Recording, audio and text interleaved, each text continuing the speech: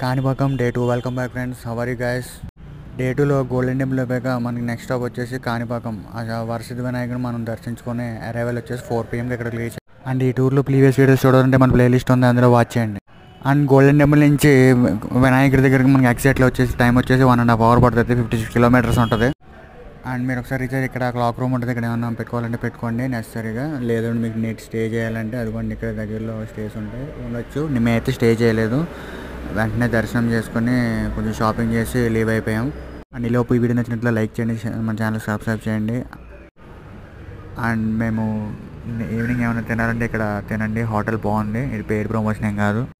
And దర్శనం అయితే బాగా జరిగింది. పక్కనే షాప్స్ ఉన్నాయి, ఏమైనా కావాలంటే కొనుక్కోండి, తెలిసిందే కదా ఉంటాయి మన షాపింగ్, చిన్న చిన్న షాప్. ఇంకా డే 2లో లాస్ట్ జర్నీ. నెక్స్ట్ వీడియో కోసం చూడండి. అండ్ ఇక్కడ నుంచి మనం 5 నుంచి స్టార్ట్ అయిపోతున్నాం. See you on next video to be continued. Bye.